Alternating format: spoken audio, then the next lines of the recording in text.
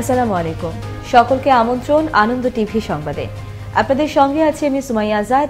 জাতির পিতা বঙ্গবন্ধু শেখ মুজিবুর রহমানের জন্ম শতবার্ষিকী এবং স্বাধীনতার সুবর্ণ জয়ন্তী উদযাপন উপলক্ষে ঘোষণা করা হলো 10 দিন ব্যাপী অনুষ্ঠানমালা। 17 থেকে 26 মার্চ পর্যন্ত হবে টানা 10 দিনের অনুষ্ঠানমালা। অনুষ্ঠানে যোগ দিবেন রাষ্ট্রপতি মোহাম্মদ আব্দুল হামিদ এবং প্রধানমন্ত্রী শেখ হাসিনা। এছাড়াও প্রতিবেশী রাষ্ট্রসহ বিশ্ব নেতাদেরও থাকবে অংশগ্রহণ।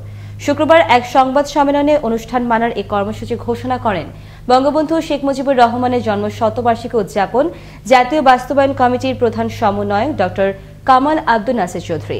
মোস্তফা কামাল তোহা জানাচ্ছেন বিস্তারিত। জাতির পিতা বঙ্গবন্ধু শেখ মুজিবুর রহমানের জন্মশতবার্ষিকী এবং স্বাধীনতার সুবর্ণ জয়ন্তীর উদযাপন উপলক্ষে 10 দিনব্যাপী অনুষ্ঠানমালার ঘোষণা করা হয়েছে। 17 থেকে 26 মার্চ এসব অনুষ্ঠান করা হবে বলে জানিয়েছেন জাতির পিতা বঙ্গবন্ধু শেখ মুজিবুর রহমানের জন্মশতবার্ষিকী উদযাপন জাতীয় বাস্তবায়ন কমিটির প্রধান সমন্বয়ক ড কামাল আব্দুল নাসির চৌধুরী। শুক্রবার রাজধানীর সেগুনবাগিচায় আন্তর্জাতিক মাতৃভাষা ইনস্টিটিউট ভবনে জাতীয় বাস্তবায়ন কমিটির কার্যালয়ে অনুষ্ঠানমালা ঘোষণা করা হয়। 10 দিনব্যাপী অনুষ্ঠানমালায় 17, 22 এবং 26 মার্চের অনুষ্ঠানে রাষ্ট্রপতি মোহাম্মদ আব্দুল হামিদ এবং 17, 19, 20, 24 এবং 26 মার্চের অনুষ্ঠানে প্রধানমন্ত্রী শেখ হাসিনা উপস্থিত থাকবেন। এই 5 দিনের অনুষ্ঠানে বিদেশি রাষ্ট্রপ্রধান এবং সরকার প্রধানগণ সম্মানিত অতিথি হিসেবে উপস্থিত থাকবেন।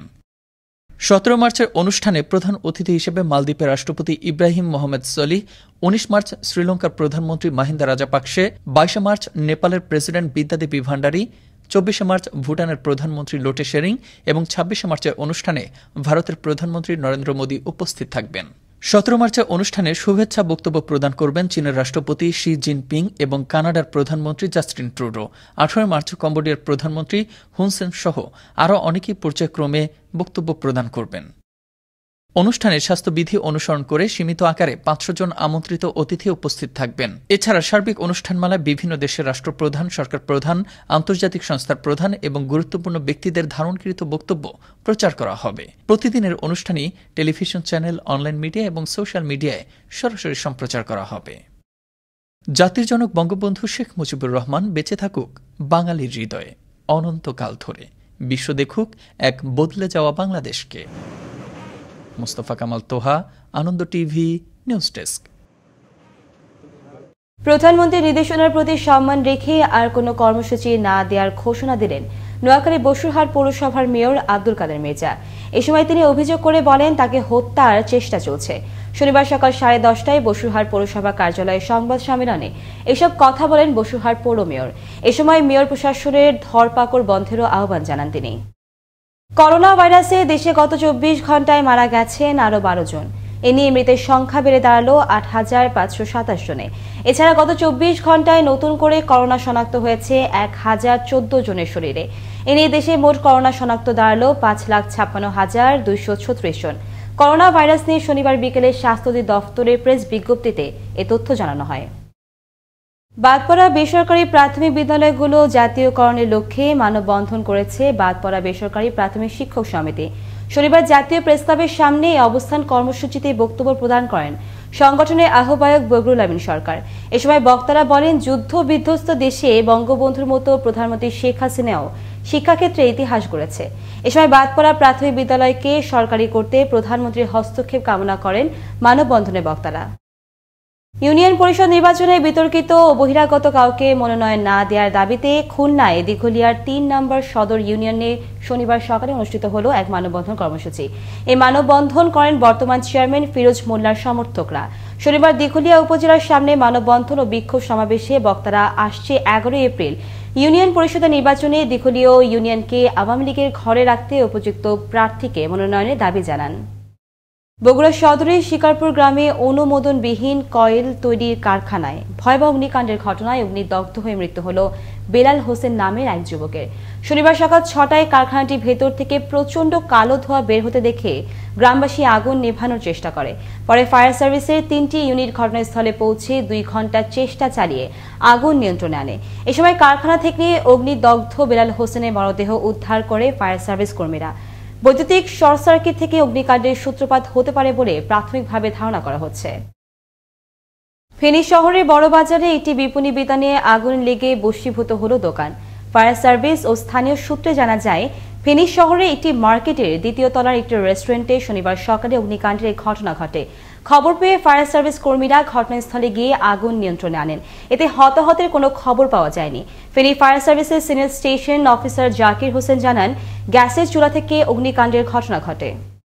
ঢাকা ময়মনসিংহ 4 লাইন মহাসড়কে উদ্বেগজনক হারে বাড়ছে সড়ক দুর্ঘটনা।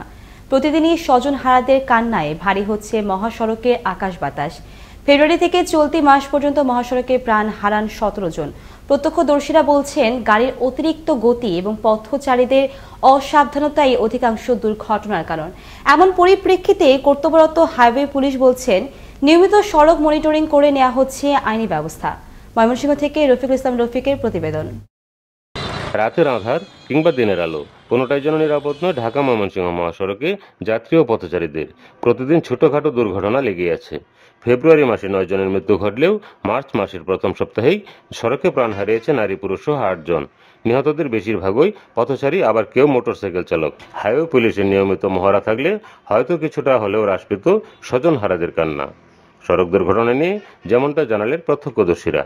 ওরা কিন্তু ডানে বামে না দেখা যায়, রিটার্ন নিতে যায় তারা দুর্ঘটনার সম্ভাবনা করে। এই গাড়িগুলি আপনার স্পিডগুলি থাকে, সবসময় আবার স্পিড থাকে।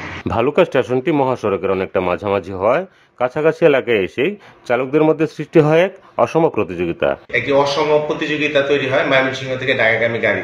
সেক্ষেত্রে আমি মনে করি যে অসম প্রতিযোগিতার জন্যে এখানে এই জায়গাটাতে এসে গাড়িগুলি দ্রুত গতি বাড়িয়ে দেয় এবং প্রতিযোগিতায় লিপ্ত হয়, এটা একটি কারণ। এছাড়াও আমি মনে করি যে আমাদের যাত্রীদের অসচেতনতা একটি বড় কারণ। চালকদের অজ্ঞতা, মহাসড়কে সিগন্যালগুলো অনুসরণ না করা সহ যাত্রী পেতে অসম প্রতিযোগিতার কারণে বাড়ছে অনাকাঙ্ক্ষিত দুর্ঘটনা।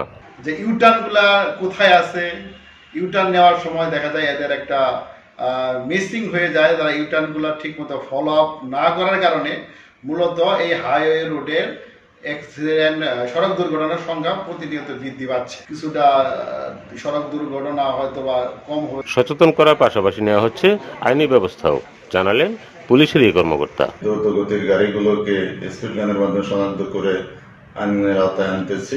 সেই সাথে পথচারী পারাপারে তাদেরকে সতর্ক করার জন্য আমরা আলোচনার মাধ্যমে বিভিন্ন বার্তা তাদের কাছে পৌঁছে দিচ্ছি। রাস্তা পারাপারকালে যাত্রী ও পথচারীদের পাশাপাশি ইউটার্ন অতিক্রমকালে চালকদের সতর্কতায় হ্রাস পেতে পারে মহাসড়কে অনাকাঙ্ক্ষিত দুর্ঘটনা। হাইওয়ে পুলিশ নিয়মিত স্পিড গান ব্যবহারের মাধ্যমে দ্রুতগামী যানবাহনগুলোকে নিয়ন্ত্রণ করলে বেঁচে যেতে পারে অসংখ্য তাজা প্রাণ, এমনটাই মনে করছেন স্থানীয় সূত্র। এক্ষেত্রে হাইওয়ে পুলিশ যথাযথ পদক্ষেপ গ্রহণ করবেন এমনটাই প্রত্যাশা সবার। রফিক, আনন্দ টিভি, ভালুকা, ময়মনসিংহ।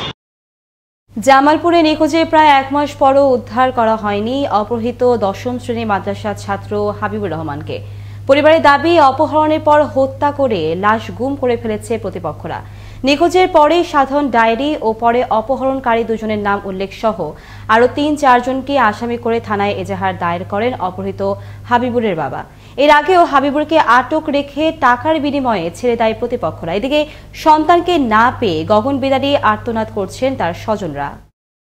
দেশব্যাপী পুলিশের মাদক বিরোধী বিশেষ অভিযানের অংশ হিসেবে বৃহস্পতিবার দিনব্যাপী মাদক বিরোধী অভিযান চালায় লাকসাম থানা পুলিশ।